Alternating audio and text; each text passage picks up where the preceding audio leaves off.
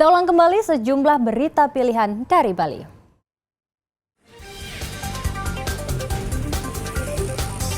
Kenaikan harga bahan bakar minyak bersubsidi dikeluhkan sejumlah warga di Kota Denpasar.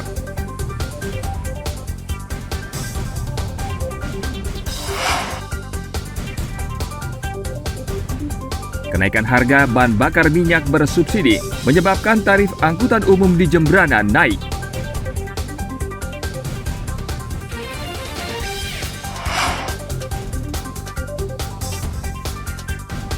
Seorang dokter puskesmas di Tabanan ditangkap polisi karena membuat dan edarkan uang palsu.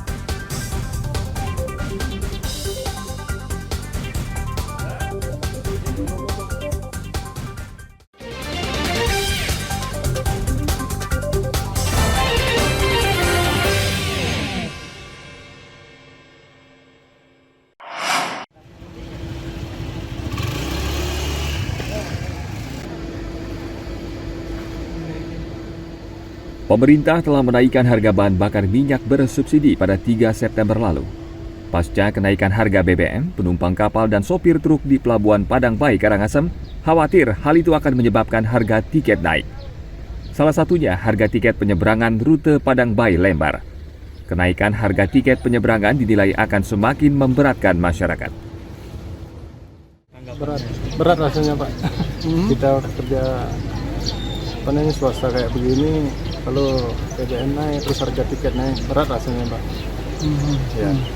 Jadi harapannya dari warga ya, semoga tidak ada kenaikan lagi lah. Kalau saya sebagai supir, apalagi masyarakat kecil, kalau memang sudah kehendak dari pemerintah, saya tinggal ya mengikuti gitu. Tapi memang sih ada dampaknya. Dampak dari kenaikan otomatis penyesuaian ongkos. Ya cuman itu mudah-mudahan atas kenaikan ini juga masyarakat bisa mengikuti dan penyesuaiannya juga biar bisa lah diikuti. Itu saja. Kalau bagaimana karena ini minyaknya naik ya pasti sudah itu ada kenaikan tiket kan begitu. Kira-kira nantinya memberatkan nggak, Pak? Ya mungkin di awal-awal pasti merasa berat, Pak. Pasti kalau sudah nanti bisa disesuaikan ya biasa-biasa aja. Harus ngikutin gini juga apa tuh untuk ekspedisi yang punya barang tuh harus ngikutin juga kenaikan ongkos gitu. Karena biaya kan semakin tinggi dia gitu. Harus seimbang lah gitu dari atas ke bawah biar sama rata gitu.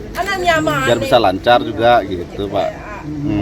Artinya kemungkinan kenaikan tiket itu pasti selalu ada, Pak ya? Oh pasti selalu ada itu, biarpun enggak gini juga pasti naik dia tiketnya gitu.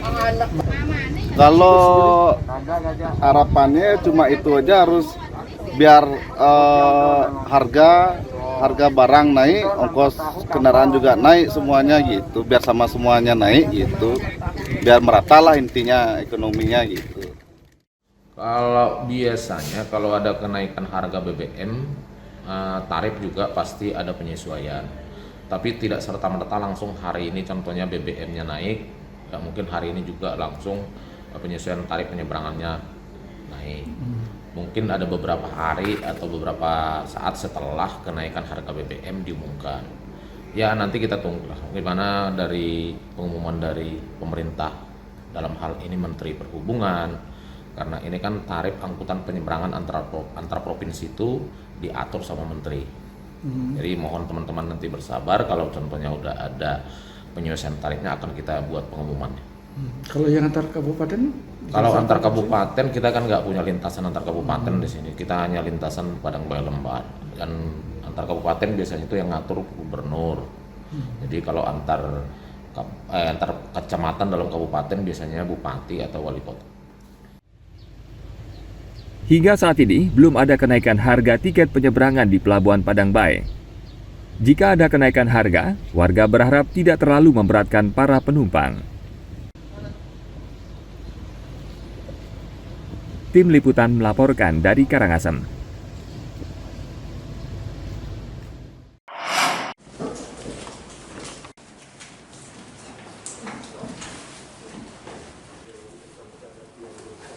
tertunduk malu sambil menutup wajah dengan kedua tangannya. Tersangka Bagus Pramana dihadirkan dalam jumpa pers di Mapores Tabanan akhir pekan lalu. Dokter puskesmas di Selemadak Barat ini ditangkap karena nekat mengedarkan uang palsu pecahan Rp50.000. Uang palsu itu dibuat dengan menggunakan komputer dan alat cetak di tempatnya bekerja.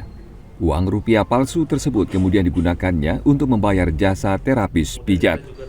Kasus ini terungkap setelah terapis pijat ragu dengan keaslian uang pecahan Rp50.000 yang diterimanya.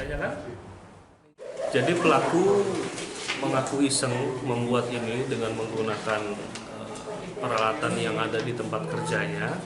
Kemudian dia membuat 5 lembar uang mata pecahan Rp50.000. Setelah itu dia mengedarkan dengan cara membayar jasa pijit. Tersangka ini memang profesi dokter kan ya? Betul, bekerja di puskesmas Selemadak Barat. Dan pasal yang dikenakan? Pasal yang dikenakan pasal 36 ayat 1 dan ayat 3 Undang-Undang Nomor 7 Tahun 2011 tentang mata uang dengan ancaman hukuman 10 dan 15 tahun penjara. Tersangka Bagus mengaku hanya iseng membuat uang kertas palsu tersebut dan hanya digunakan untuk membayar jasa pijat. Tidak memproduksi itu, cuma saya fotokopi aja. Fotokopi saja. Iseng-isengan aja. Kenapa bisa terlintas pikiran untuk iseng, Pak? Ya itu tidak tahu, ngeblank kepala saya.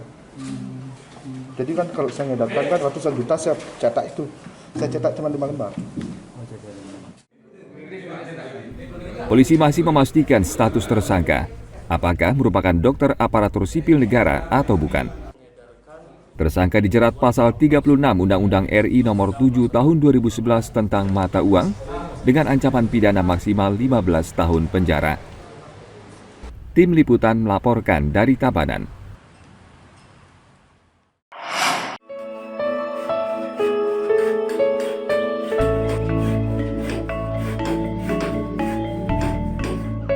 Minat generasi muda untuk menekuni seni ukir khas Bali kini menurun. Kondisi ini antara lain terjadi di Desa Sese Badung.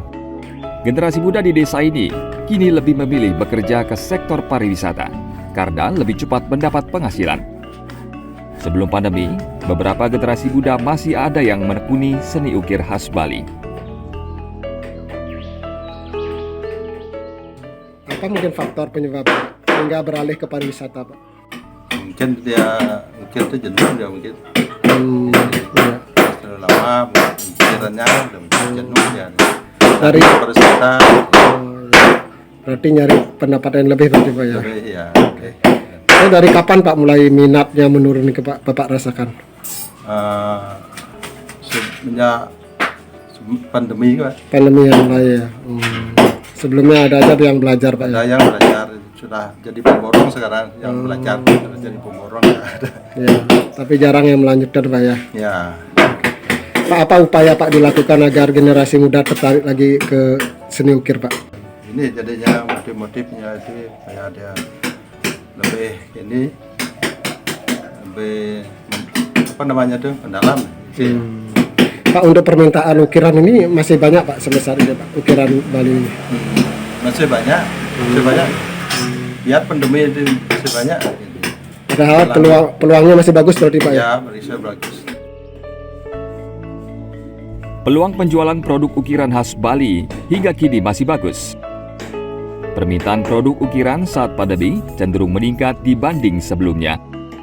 Generasi muda diharapkan kembali menekuni seni ukir agar warisan budaya ini bisa tetap bertahan. Agung Gede Agung melaporkan dari Badung. Baik, informasi tadi mengakhiri jumpa kita pagi ini. Atas nama rekan yang bertugas, saya Dara Paramita mengucapkan terima kasih atas kebersamaan Anda.